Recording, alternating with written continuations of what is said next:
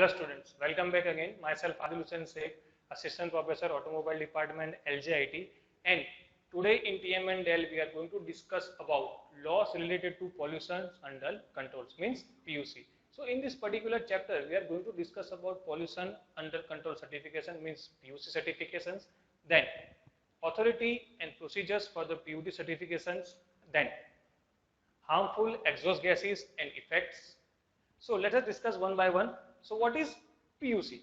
So PUC under control certificates, or PUC is a certification mark issued to the vehicles that pass the pollution under control test. Means those vehicles who pass pollution control tests,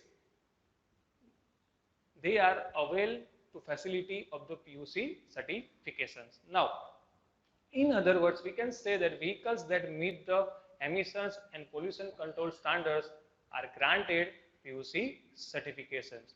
Right. Now, according to the Central Motor Vehicle Regulation CMVR 1989, it is the most important part of our Motor Vehicle Act, Central Motor Vehicle Regulations 1989. It is mandatory for all motor vehicles undertake the pollution under control tests and obtain its certificates. Right, means according to CMVR 1899, we have to go for a PUC certification for our vehicles, and we have to take PUC certification company from CUD PUC certification from authorized dealers. Right, the essence of the certification is to indicate that emission coming from the vehicles does not exceed standard pollution norms, which means that the vehicle does not in any way contribute to pollutions beyond the specific limit. Nowadays we are using BS6 standards for manufacturing of the vehicles. At that time we have to derive some parameters, and we have to design our vehicles as per the BS6 regulations. Now, according to the Central Motor Vehicle Regulations, all vehicles on Indian roads are expected to carry a valid PUC certifications. Means all vehicles have to carry all PUC certifications while driving. And for a new purchase vehicle, the validity of the PUC certifications issued from the 1 year. Means whenever you are going to purchase a new vehicles, at that time you cannot bring PUC certifications at the purchase times.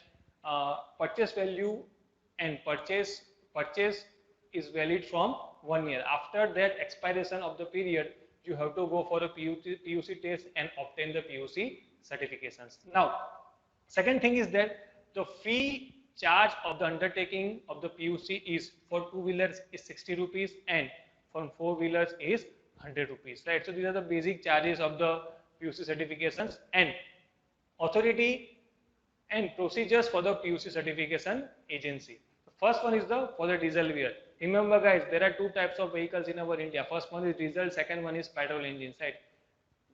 Petrol and CNG can get combined PUC certifications, and diesel vehicles can get only one certification. So let us discuss. First step is to press the accelerator of the vehicles in fully modes, and second thing is that the second step is to read the pollutions levels, and this reading should be noted with the acceleration pedal fully pressed. Means while PUC certification of the diesel vehicles, at that time you have to press your accelerator at full mode, and after full mode acceleration you can get a valid data of the particular engine of the diesel vehicles. And before the final reading is gotten, repeat the previous step at least 5 readings. Means you have to take 5 readings for the diesel vehicles. Now, for petrol vehicles, the vehicle is kept in idling. Remember that in previous slide I told you that for diesel engines you have to press accelerator in full mode, but in petrol engines you have to kept vehicle in idling positions, and you cannot apply acceleration while PUC certifications, and one reading is enough for the petrol vehicles. Now, after the understanding the test and its situation, wherever by the vehicle shows higher level of the emissions, then the prescribed limits under the Central Motor Vehicle 1989 registration number of such vehicle should be informed to the RTO. Means whenever your vehicle get more emissions to the atmosphere at that time, so PUC certification agency noted your numbers and inform the RTO immediately. So these are the basic procedures from the diesel engines, and second thing is for the petrol engines, right? And according to the CMVR rule 1985, rule 115, all drivers are to make sure they must have the PUC certifications while driving.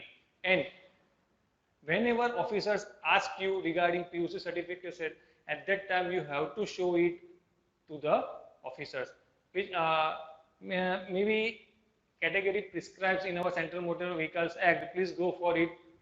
Class 2 and Class 3 officers are appointed from the PUC certification criteria.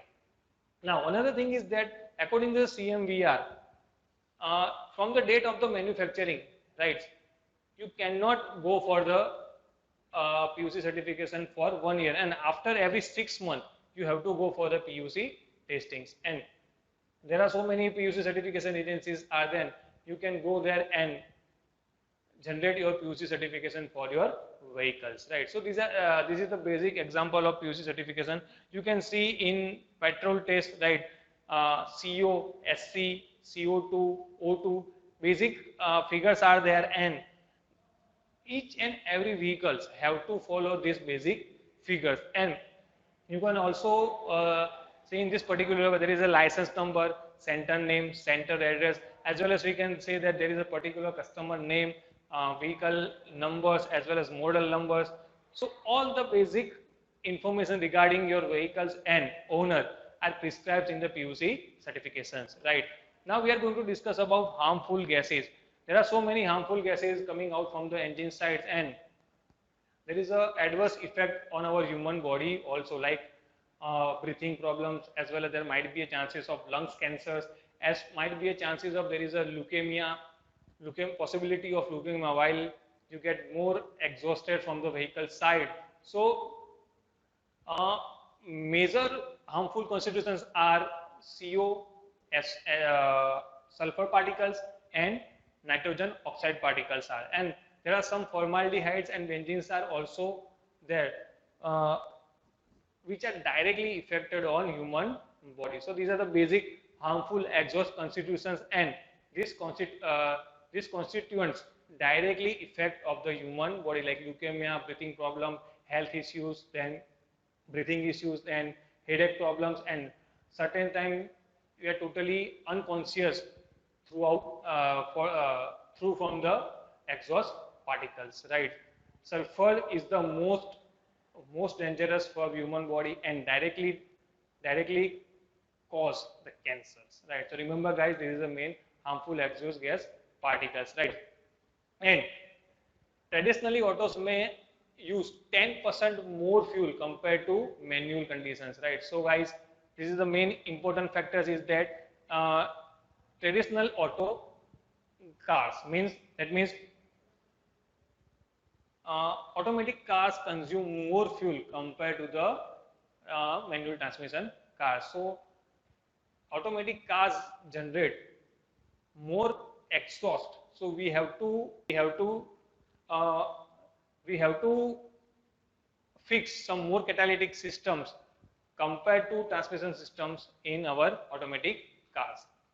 Now, automatic transmission systems and semi-automatic transmission systems can control semi-automatic systems in our emission systems, right? And we have to go for some I can say that we have to go for some basic review, like consumption of our fuel in our particularly vehicles, and these are the basic review questions regarding our topic. What is PUC and different procedures for availing to petrols and diesel engines, and which are the harmful existence and which are the effects on our human body. Till date, stay home, stay safe, and thank you.